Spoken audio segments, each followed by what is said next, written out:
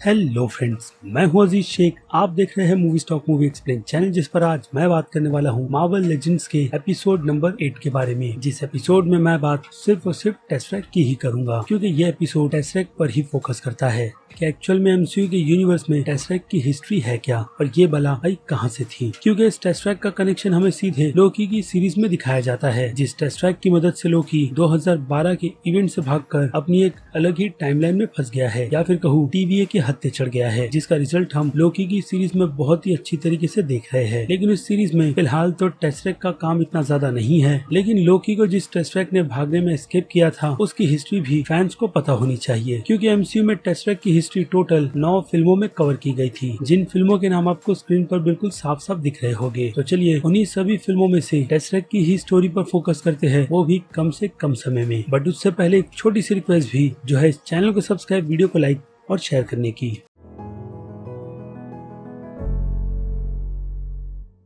So friends, तो MCU के universe में टेसरेक्ट या फिर कह लो बाकी इन्फिनिटी स्टोन्स को कलेक्ट करने का सपना थैनोस के अलावा ओडिन ने भी देखा था, जिसने अपनी बेटी हेला के साथ मिलकर कई सारी तबाही मचाई थी। लेकिन बाद में ओडिन को ये रियलाइज हुआ कि तबाही में कुछ नहीं रखा और सीधे से एक ही राज्य पर अपना कब्जा जमा कर रखो, वो सबसे ज्यादा बेस्ट रहेगा। लेकिन ओडिन की इस बात को उसकी बेटी हेला बिल्कुल भी नहीं मानती, क्योंकि हेला के भी सपने पूरे यूनिवर्स पर राज करने के थे। और फिर क्या, इसी सपने को दबाकर ओडिन हेला को बंदी बना लेता है, जिनके मरने के बाद हेला फिर से आजाद हो जाती है और एसगार्ड पर पूरी तरीके से अपना कब्जा जमा कर बैठ जाती है। और रही बात थॉर और लोकी की, तो वो दोनों सकार प्लैनेट पर जाकर फंस जाते हैं। लेकिन इससे पहले भी इन दोनों ने एमसीयू के यूनिवर्स में बहुत कुछ किया है, जिनमें से लोकी की हिस्ट्री को मैं आपको पूरी तरीके से एक्सप्लेन ऑलरेडी कर चुका हूँ, क्योंकि उस पर भी मार्वल लेजेंड्स की सीरीज का 7th एपिसोड आया था। इसलिए लोकी के एमसीयू की ओरिजिन पर बात करना तो बनता ही था। रही बात थॉर की, तो जब थॉर पर कोई प्रोजेक्ट आएगा तो मैं उस पर भी बात कर आपको उसकी पूरी की पूरी अपडेट दे दूंगा। लेकिन फिलहाल तो यहाँ पर बात चल रही है टेसरेक्ट की, जो कि एक स्पेस स्टोन है और ये अपनी पावर से स्पेस में किसी को कहीं पर भी टेलीपोर्ट कर सकता है, और साथ ही साथ एक ऐसा गेटवे भी बना सकता है जिसकी मदद से कोई कहीं से भी आ जा सकता है। और यही प्लानिंग हमने साल 2012 की फिल्म दी एवेंजर्स में देखी, जिसकी मदद से लोकी पहले तो अर्थ पर आता है और प्रोफेसर सेल्वी और हॉकाई को अपने कंट्रोल में लेता है, वो भी माइंड स्टोन की मदद से, जो लोकी को थैनोस देता है, क्योंकि थैनोस को अर्थ से स्पेस स्टोन चाहिए था, जिसे अर्थ पर सबसे पहले ओडिन ने छुपाने के लिए भेजा था। क्यों, तो उसका रीजन मैं आपको ऑलरेडी बता चुका हूँ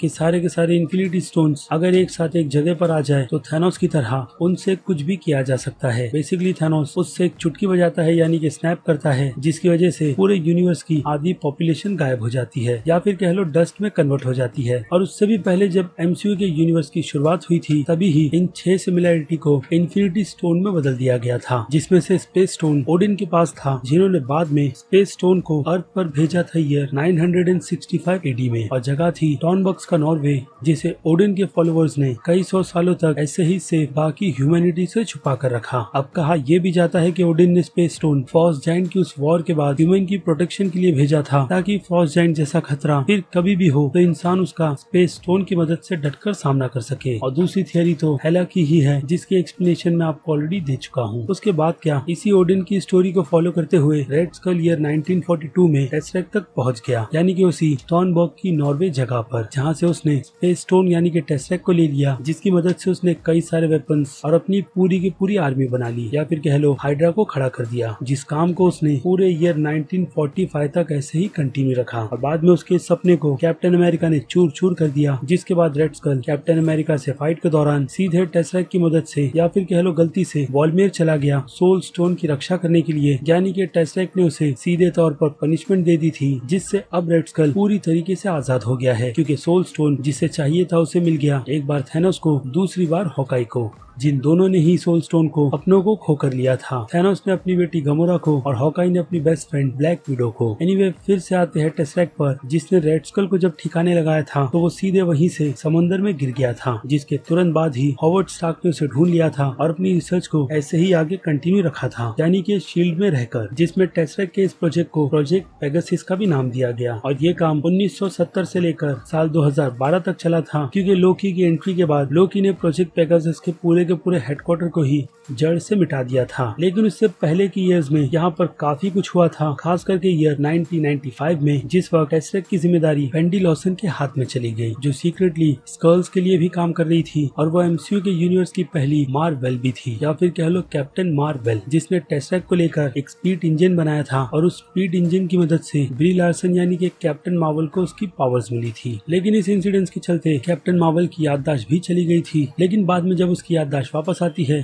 तो वो अपने अधूरे काम को पूरा करती है, वो भी पूरे 6 साल बाद, जो कि वो क्रीक को हराती है और स्कल्स की मदद करती है। और इन सब के बीच टेसरेक्ट को निगलने का काम गूस करती है, जो वहाँ से टेसरेक्ट सीधे शील्ड के पास ले आती है, यानी कि निक फ्यूरी के पास, जिसके बाद इस पर एक्सपेरिमेंट फिर से प्रोजेक्ट पेगासस में किए जाते हैं, यानी कि शील्ड के डिस्ट्रॉय किए गए उसी हेडक्वार्टर में। लेकिन ये टाइम पीरियड 1995 का था, जिसे बाद में 2012 के इवेंट में लोकी के टेलीपोर्ट होने के बाद खुद लोकी ने ही डिस्ट्रॉय किया था। लेकिन साल 2010 में यानी कि आयरन मैन 2 फिल्म में टोनी स्टार्क ने इसकी मदद से खुद की जान बचाई थी, जिन्हें मिलाकर अब तक एमसीयू के यूनिवर्स में टेसरेक्ट से 2 लोगों ने अपनी जान बचाई है, एक कैप्टन मार्वल, दूसरा टोनी स्टार्क, और इन दोनों को ही पावर्स टेसरेक्ट की वजह से ही मिली है। खैर तो आते हैं फिर से इसी की स्टोरी पर, यानी कि दी एवेंजर्स फिल्म, जिसकी टाइमलाइन 2012 की है। उस टाइमलाइन में हम लोकी को उसी टेसरेक्ट की मदद से थैनोस की चिथौरी आर्मी को न्यूयॉर्क पर हमला करते हुए देखते हैं, जिसके बाद एवेंजर्स असेंबल हुए थे पहली बार और लोकी को हराने में कामयाब भी। और फिर क्या, लोकी के साथ उस टेसरेक्ट स्टोन को थॉर सीधे एसगार्ड लेकर चला गया था, जिसके बाद हमें Thor the dark world film के इवेंट देखने मिले थे, जिस इवेंट में रियलिटी स्टोन को ढूंढा गया था और एक ही जगह पर 2 स्टोन को रखना खतरे से खाली नहीं, इसलिए वहाँ से रियलिटी स्टोन कलेक्टर को दे दिया जाता है और टेसरेक्ट ओडिन के ट्रेजर रूम में ही पड़ा रहता है। लेकिन दी एवेंजर्स फिल्म में थॉर अपने भाई को टेसरेक्ट की जिद छोड़ने तक के लिए कहता है, वरना इसके चक्कर में वो मारा जाएगा, बट लोकी है कि सुनता नहीं। और फिर आता है थॉर द रैग्नारोक फिल्म का इवेंट, जिसकी थोड़ी डिटेल मैं आपको स्टार्ट में दे चुका हूँ। और आगे की स्टोरी में जब सर्टर को जिंदा करने की बात आती है तो थॉर वहाँ से लोकी को सीधे ओडिन के ट्रेजर रूम में भेजता है, जहाँ जाकर लोकी सर्टर का सर और साथ ही साथ टेसरेक्ट को चोरी कर लेता है। उसके बाद होता है एसगार्ड डिस्ट्रॉय और सारे के सारे एसगार्डियंस बचे हुए एक बड़ी सी शिप में नए एसगार्ड की तरफ जा रहे होते हैं। लेकिन बाद में थैनोस वहाँ पर उनकी शिप पर हमला करता है और टेसरेक्ट स्टोन की डिमांड करता है, जिसके बारे में थॉर को बस यही लगता था कि एसगार्ड के डिस्ट्रॉय होने के साथ ही टेसरेक्ट भी डिस्ट्रॉय हो गया है। लेकिन लोकी जब अपनी पावर्स के चलते टेसरेक्ट को फिर से उसके सामने निकालता है तो थॉर उसे काफी बुरा भाई भी कहता है। और फिर उस इवेंट के बाद थॉर ने वहाँ पर लोकी को परमानेंट मार दिया था, जिसके बाद ऐसे ही थैनोस ने बाकी के इन्फिनिटी स्टोन्स को भी जमा कर लिया था और फिंगर को स्नैप कर थैनोस ने यूनिवर्स की आधी पॉपुलेशन को गायब भी कर दिया था। उसके बाद सीधे एवेंजर्स एंड गेम में हमें ईयर 2023 की टाइमलाइन दिखाई गई, जिस टाइमलाइन में सारे के सारे एवेंजर्स टाइम ट्रेवलिंग कर सभी के सभी इन्फिनिटी स्टोन्स को जमा करते हैं। इसी सब में बात करें स्पेस स्टोन की, तो उसे लेने के लिए पहले तो Tony Stark, Captain America, Antman और हल्क सीधे 2012 के इवेंट में जाते हैं, जहाँ पर वो लोग स्पेस स्टोन को ले तो लेते हैं, लेकिन एवेंजर्स जब, यानी कि उस टाइम के एवेंजर्स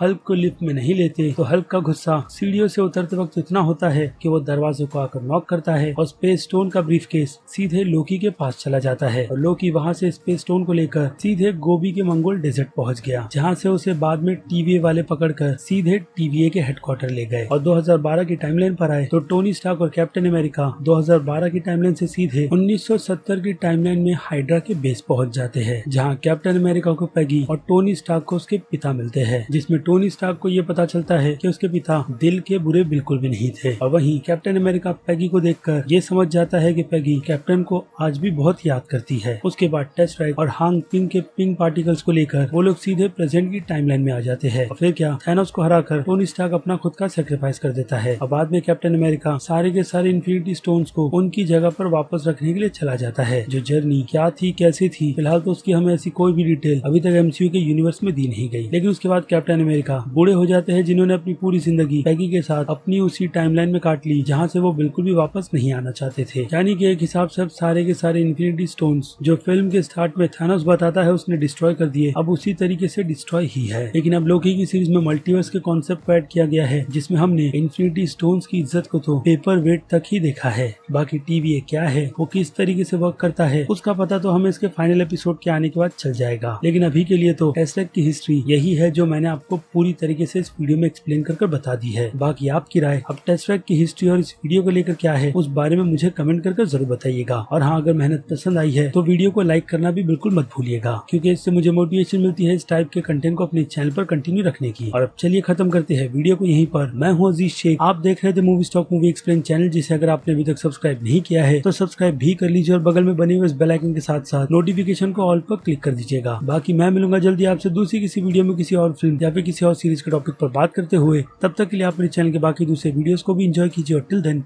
बाय।